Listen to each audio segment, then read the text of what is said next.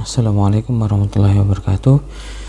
Kembali lagi di mata kuliah rekayasa perangkat lunak, teman-teman semuanya. Kali ini kita akan melanjutkan pembahasan rekayasa perangkat lunak kita di bab yang ke-13, yaitu kita menuju ke software testing. Jadi kemarin kita sudah mempelajari tentang komponen dari pemrograman berbasis objek. Saat ini kita menuju ke software testing, di mana di dalam sebuah konsep rekayasa perangkat lunak itu ada satu tahapan, yaitu software testing, di mana software testing ini sangat penting ketika software itu akan rilis. Jadi sebelum rilis, software itu harus dites dulu. Nah, bagaimana pengetesannya, terus apa tujuannya, kemudian apa saja tes-tes yang digunakan di dalam perangkat lunak akan kita bahas di materi ini. Baik, akan kita lanjutkan bahwasanya software testing ini di dalam materi ini tujuannya mengerti apa yang dimaksud dengan pengujian perangkat lunak, seperti itu. Kemudian mengerti jenis-jenis pengujian perangkat lunak. Jadi nanti kita akan mempelajari jenis-jenis perangkat lunak, jenis-jenis pengujian. Ini juga penting ketika kalian membuat salah satu penelitian, di mana penelitian kalian ini lebih ke arah rekayasa perangkat lunak. Jadi nanti akan ada tahapan, di mana tahapan tersebut itu akan menuju ke testing, dan ada berbagai macam jenis testing yang akan kalian ketahui mana yang bagus untuk tahapan testing tersebut. Maksudnya untuk diaplikasikan di konsep aplikasi kalian tersebut. Kemudian yang selanjutnya terminologi. Jadi sebelum mengacu pada pengetesan, yaitu kita akan melakukan menjelaskan atau mengetahui arti-arti dari kosakata berikut. Jadi yang pertama, reliability. Itu adalah ukuran kesuksesan yang digunakan untuk mengukur kesesuaian antara perilaku yang terjadi dengan perilaku yang diinginkan. Jadi harus sesuai. Misalnya aplikasi kalian inginnya seperti ini, nah nanti realitanya seperti apa, atau sudah rilisnya seperti apa, nanti itu termasuk dalam ukuran reliability. Kemudian yang selanjutnya yaitu failure. Failure adalah penyimpangan perilaku yang diamati dengan perilaku yang dikehendaki. Jadi perilaku yang seharusnya kalian konsep, misalnya aplikasi ini harusnya seperti ini, oh ternyata errornya seperti ini. Nah, itu yang dimaksud dengan nilai failure. Jadi nilai kesalahan yang terjadi ketika aplikasi kalian dijalankan. Nah, error, keadaan di mana sistem berada pada suatu keadaan. Jika sistem tersebut melakukan proses, akan dapat mengakibatkan terjadinya failure. Jadi error ini suatu keadaan di mana kalau error ini atau keadaan error ini dilaksanakan, maka akan terjadi failure, seperti itu. Jadi error itu suatu kondisi di mana kalau kondisi itu dijalankan, maka dia atau sistem tersebut akan failure, seperti itu. Yang selanjutnya adalah fault atau bug atau defect.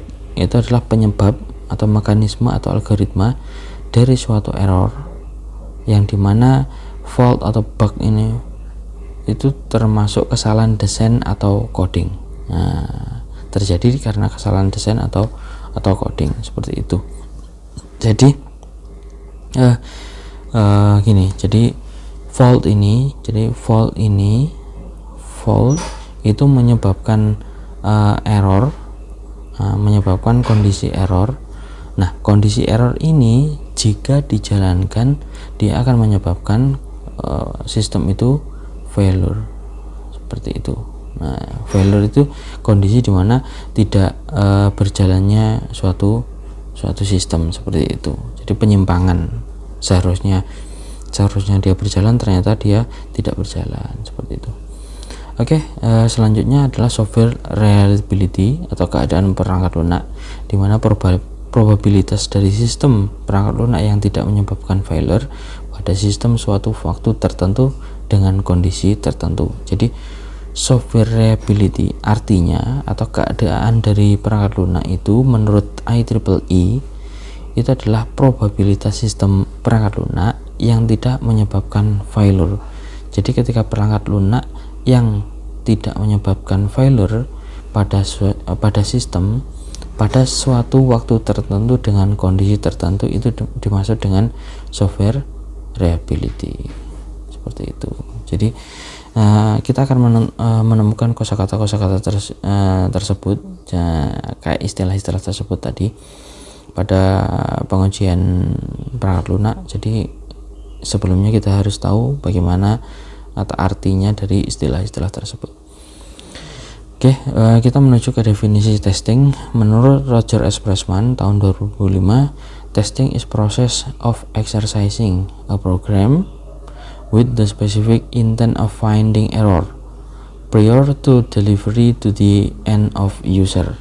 Seperti itu. Jadi testing itu adalah proses of exercising. Exercising itu proses untuk menguji atau apa ya istilahnya, menguji program atau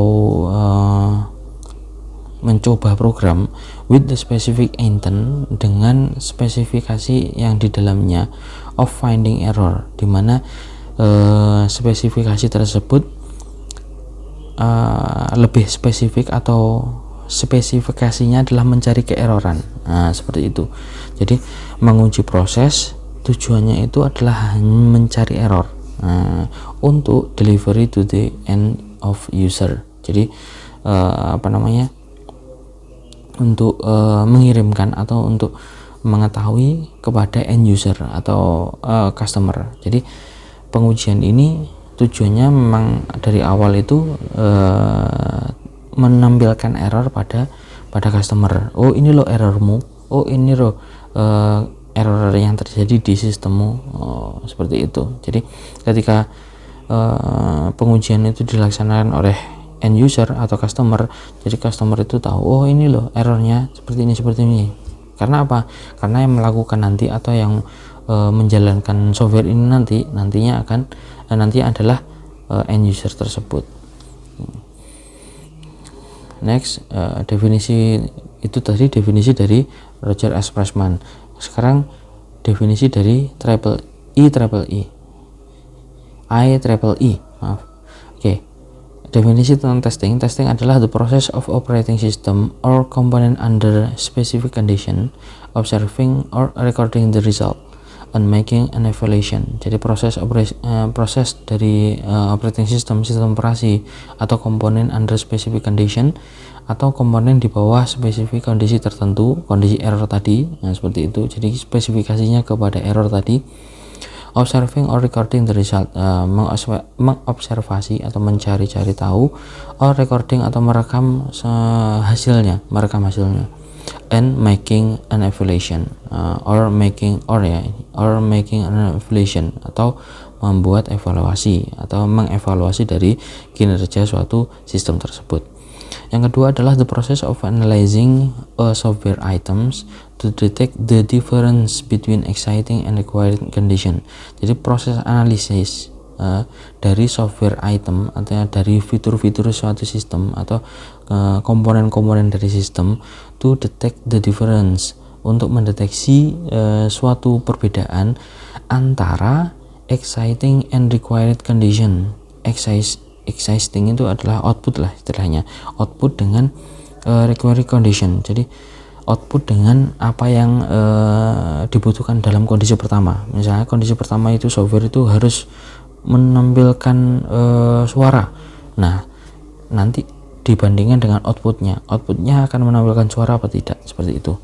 And evaluate the feature of the software item, dan mengevaluasi dari fitur-fitur yang ada di dalam komponen software tersebut, seperti itu. Jadi ini adalah pengertian dari IEEE. Oke, nah dari saya sendiri atau saya dapat menyimpulkan bahwasanya testing software adalah proses mengoperasikan software dalam kondisi yang dikendalikan jadi tujuan dari testing software ini adalah yang pertama adalah verifikasi apakah yang telah berlaku sebagaimana telah ditetapkan. Jadi apakah yang berjalan ini sesuai dengan apa yang kita butuhkan. Are we build a system right? Apakah kita apakah kita telah membangun sistem yang benar atau belum, seperti itu. Jadi kita akan memverifikasi hal tersebut. Kemudian yang selanjutnya adalah mendeteksi error, di mana kita bertujuan untuk mencari error ketika mengetes atau menguji sistem tersebut. Tujuannya adalah mencari error. Yang selanjutnya adalah validasi apakah spesifikasi yang telah ditetapkan oleh sistem tersebut sudah memenuhi keinginan atau kebutuhan dari pengguna sebelumnya atau belum. How we build the right system, seperti itu. Jadi memvalidasi apakah kebutuhan dari user atau kebutuhan dari klien itu sudah dimasukkan ke dalam atau sudah sesuai dengan program yang berjalan. Misalnya kita menciptakan atau membangun software kepada perpustakaan. Nah, apakah orang perpustakaan itu atau pegawai yang bekerja di perpustakaan itu sudah istilahnya sudah sesuai dengan kebutuhan yang diperlukan oleh pegawai tersebut. Misalnya dia mencari buku-buku yang susah ditemukan. Nah, dengan sistem yang cepat atau dengan waktu yang cepat, seperti itu. Apakah sistem tersebut sudah memenuhi kebutuhan tersebut, memenuhi kebutuhan apa yang dibutuhkan oleh pegawai tersebut. Nah, itu masuk pada tahap pada bagian validasi. Nah, kita menuju ke proses testing, di mana proses testing ini ada dua bagian. Yang pertama adalah verifikasi, dan yang kedua adalah validasi. Dari requirement analysis proses dari atas ini adalah proses software development. Nah, dimana kita membangun suatu aplikasi itu ada requirement analysis proses. Setelah itu kemudian ada product specification process. Jadi ada muncul produk spesifikasinya. Jadi sistem ini spesifikasinya seperti apa atau fitur-fiturnya seperti apa muncul. Kemudian ada desain prosesnya. Setelah muncul baru jadi, sebelum rilis itu ada proses testingnya juga sampai rilis atau jatuh ke klien atau end user, seperti itu. Nah, validasi and verifikasi. Jadi validation is the process evaluating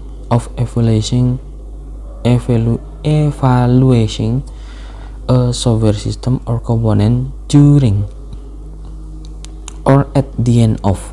Jadi selama atau sampai akhir. Jadi validasi itu adalah proses evaluasi software system atau komponen dari software tersebut during, ketika atau selama atau at the end of the development cycle. Jadi selama atau pada akhir pengembangan software tersebut. In order to determine yang bertujuan untuk menemukan atau menentukan apakah it satisfies specific requirement, atau untuk menemukan apakah software tersebut sudah puas atau sudah pas. Nah, sudah pas dengan specific requirement atau kebutuhan softwarenya atau kebutuhan pas waktu ketika membangun software tersebut. Kan ketika tahapan pertama di pengembangan perangkat lunak kan ada software requirement. Nah, ketika dites apakah sudah memenuhi dengan software requirement tersebut, itu validasi. Nah, kalau verifikasi is the process of evaluating a software system or component to determine. Jadi kalau ini bedanya, ini during, at the end itu validation. Kalau ini enggak ada. Jadi proses evaluasi software system or component to determine whether the product of a given development phase satisfy the condition imposed at the start of that phase. Jadi Kalau verifikasi itu lebih ke to determine menemukan apakah produk yang diberikan atau yang dikembangkan oleh development pada tahap development atau pada tahap pengembangan satisfy the condition imposed at the start of the phase. Jadi apakah dia sesuai dengan kondisi ketika dia dijalankan. Nah, jadi kalau verifikasi itu tes ketika dijalankan, kalau validasi itu ketika dia masih selama pengembangan, seperti itu. Jadi bedanya seperti itu. Kalau validasi, ya saya ulangi, kalau validasi itu selama pengembangan. Kalau verifikasi itu ketika software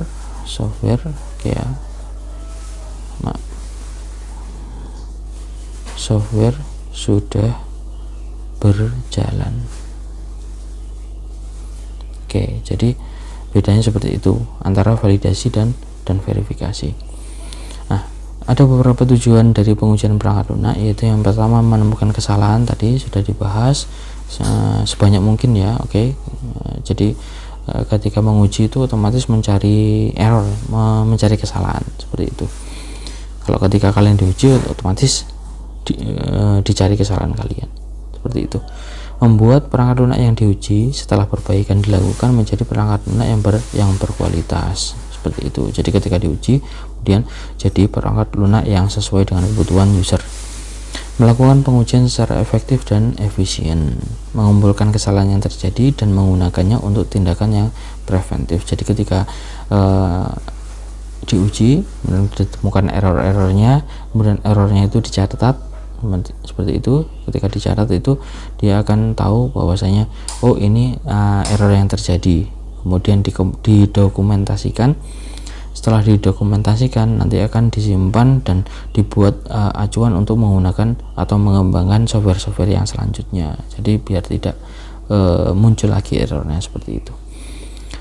Nah, ini tujuannya. Jadi ada error, ada requirements conformance, ada performance, kemudian ada indication of quality. Jadi pada tahap error itu akan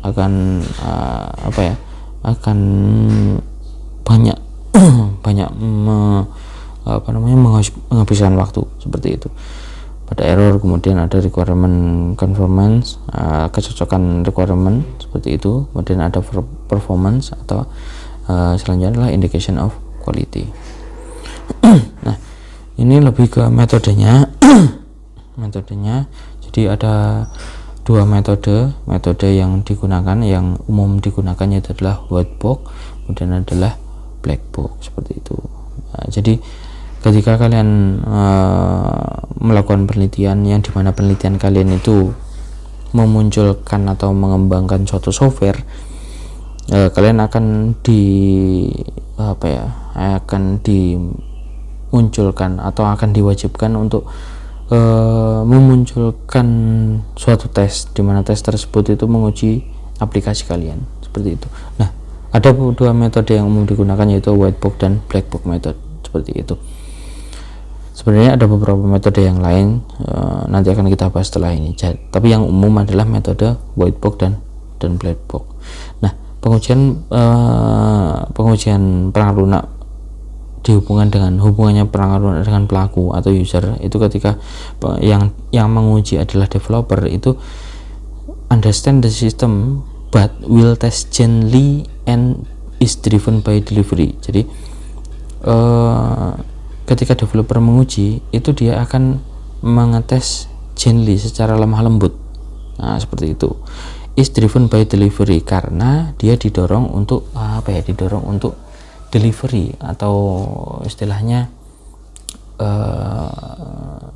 bukan delivery itu ketika orang membutuhkan tersampaikan. Nah, jadi ketika software developer itu menguji, otomatis dia menguji dengan lembut. Maksudnya dengan lembut itu dengan hati-hati. Oh, ini harusnya seperti ini, harusnya seperti ini. Berbeda dengan independent tester. Ketika penguji itu dari suatu atau dari orang lain, must learn about the system, harus tahu sistemnya karena dia kan bukan pengembangnya. But will the attempt to break it and is driven by quality. Tapi dia akan nanti dia akan membongkar atau break it. Harus istilahnya membongkar total sampai menuju ke detail-detailnya, membongkar sistemnya, sampai dibongkar dipisah-pisah. Tapi dia membongkarnya itu didorong karena quality, atau istilahnya dia menguji karena bagaimana kualitas dari software ini, seperti itu. Jadi ketika software itu dites oleh developers itu sendiri atau pengembang itu sendiri, maka dia akan mengujinya secara sesuai dengan apa yang dia kerjakan. Maksudnya dia kerjakan itu ya istilahnya gini, kalau kalian suatu saat nanti punya anak seperti itu, kalau kalian mengingatkan anak itu, otomatis kalian itu akan dengan lemah lembut atau mengingatkannya dengan sabar. Berbeda dengan guru atau mungkin pendidik yang lain. Nah, pendidik atau mungkin guru atau dosen itu ketika mengingatkannya dengan tegas seperti itu. Karena apa? Akan menjadikan bahwasanya mahasiswa tersebut atau murid tersebut itu istilahnya diangkat kualitasnya biar menjadi kualitas yang lebih baik, seperti itu. Strategi pengujian perangkat lunak itu adalah Big Bang dan incremental, di mana Big Bang ini pengujian secara keseluruhan setelah komponen itu dibuat, jadi setelah jadi baru diuji. Berbeda dengan incremental. Kalau incremental itu dia pengujian secara bertahap, atau ketika tahapan requirement diuji, ketika tahapan desain itu diuji, ketika tahapan implementasi itu diuji, bahkan kalau sudah rilis pun nanti baru diuji juga, seperti itu.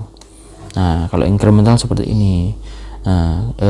Requirement specification, itu nanti diuji menuju ke preliminary design, kemudian menuju ke detail design sesuai tanda, kemudian baru ke coding. Baru di coding ini diuji. Kalau sudah diuji otomatis kalau dia salah, otomatis dia akan bulat di sini, muter di sini sampai selesai.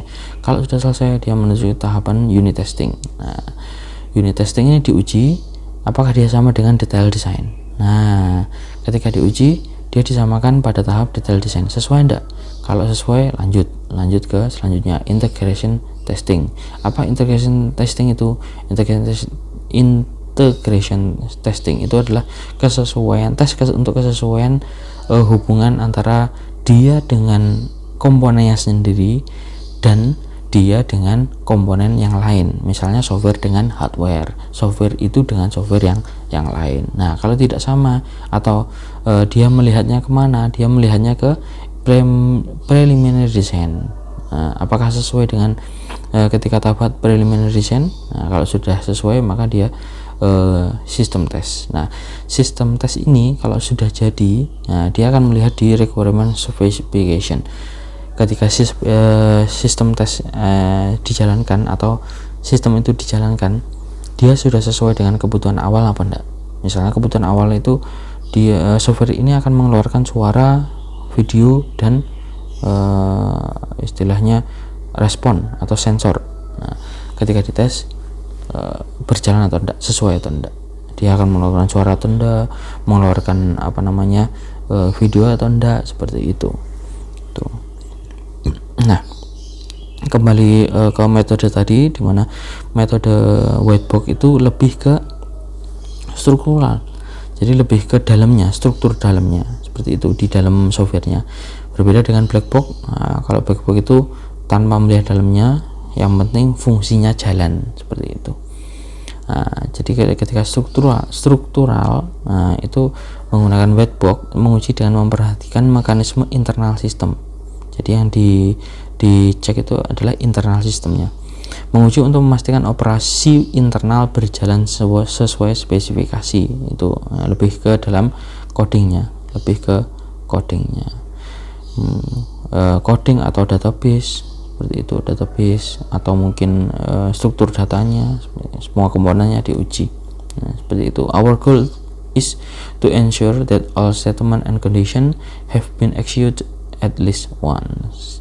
Jadi goalnya itu adalah to ensure that all statement and condition itu sesuai dengan have been executed atau sudah dijalankan dengan benar, seperti itu. Jadi berbeda dengan black box. Kalau black box itu fokus pada output yang dihasilkan dengan memberikan input dan kondisi eksekusi. Jadi dia memberikan input apa, keluarnya apa, ngetesnya seperti itu. Jadi ketika software itu diberikan input, nanti outputnya apa, sesuai apa enggak, seperti itu. Membandingkan kesesuaian antara output dengan spesifikasi kebutuhan fungsional. Outputnya gimana, sesuai enggak dengan kebutuhan siswa tersebut atau fungsi dari sistem tersebut. Maksudnya seperti ini.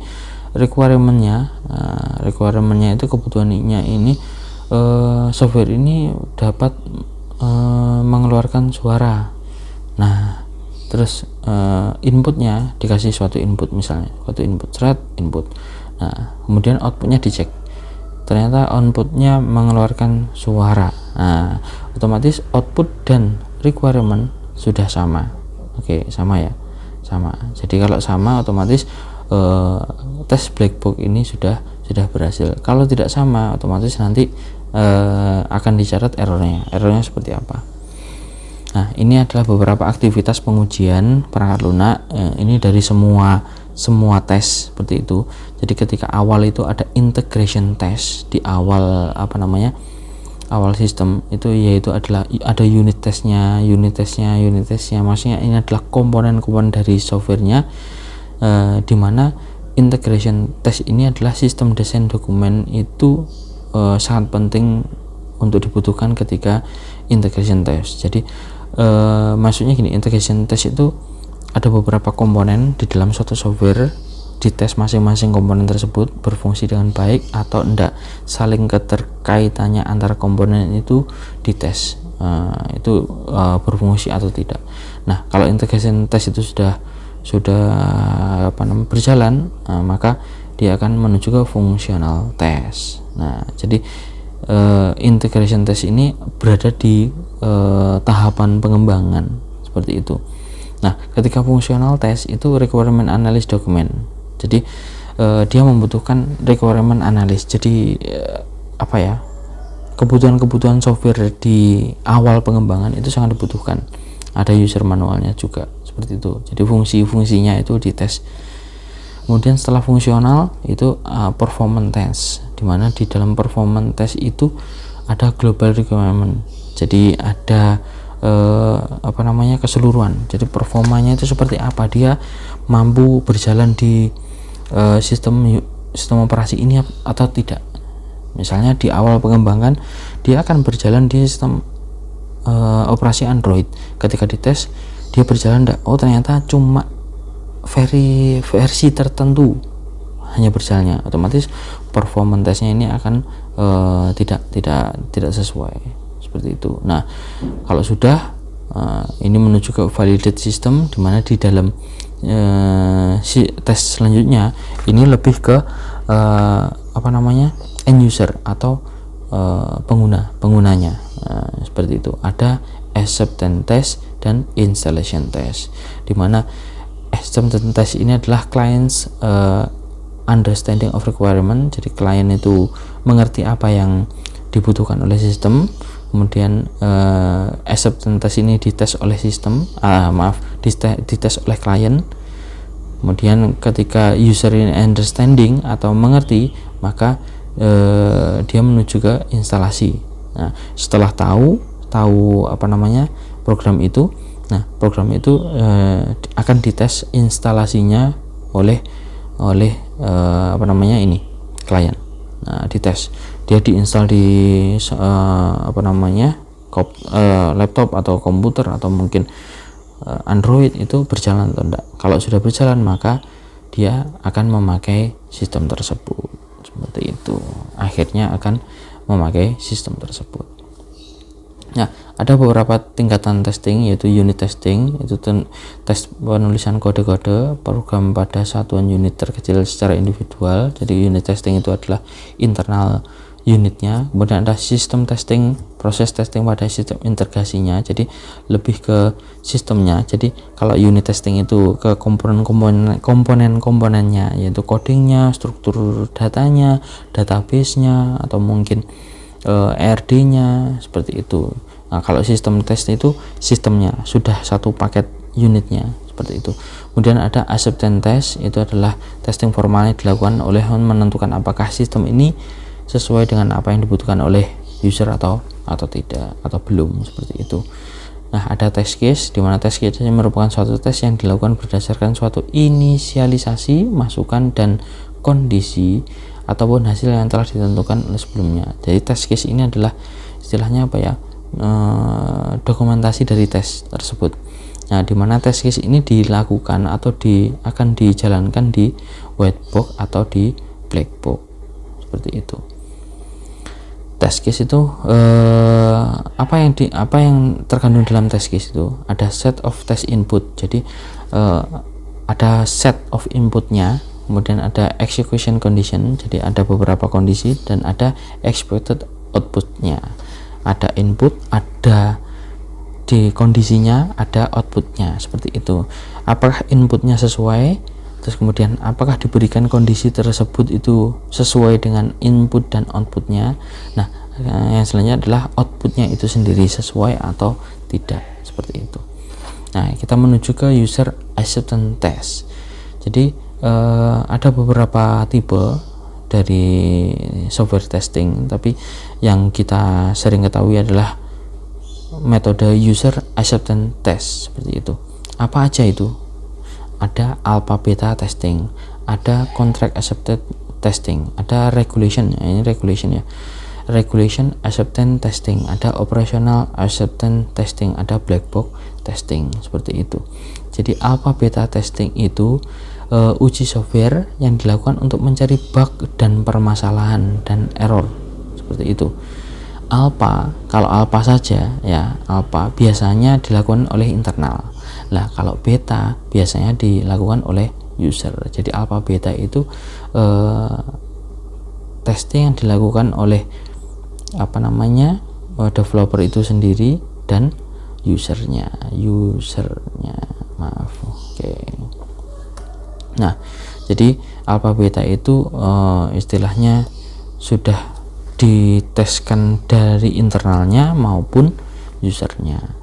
Kemudian ada contract acceptance testing, uji coba software yang didasarkan pada beberapa kriteria spesifik seperti yang sudah disetujui dalam kontrak. Nah, jadi ketika membuat pertama kali atau mengembangkan pertama kali software itu kan ada beberapa kontrak dengan klien.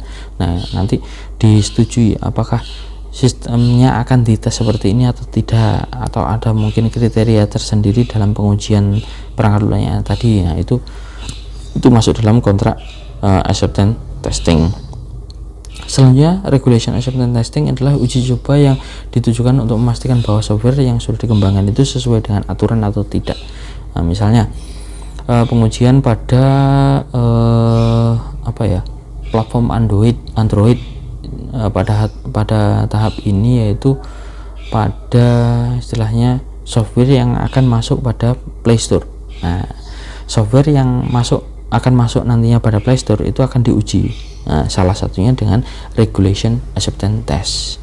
Nah, misalnya dari Play Store itu mempunyai kebijakan apa saja, softwarenya harus seperti ini, seperti ini. Nah, itu merupakan regulation acceptance test.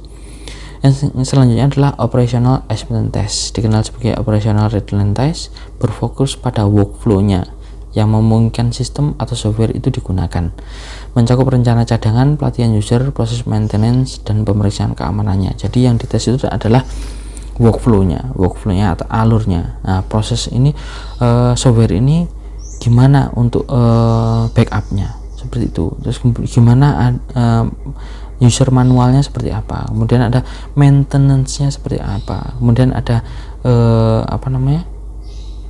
sertifikasi keamanannya seperti apa. apakah sudah legal atau belum. Nah, itu di operational acceptance test.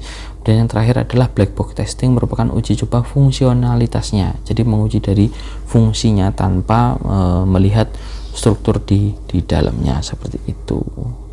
Ya, jadi apa yang kalian terima ini, atau apa yang kalian dapatkan di materi ini merupakan kunci salah satu software testing yang akan kalian lakukan nantinya ketika kalian melakukan penelitian.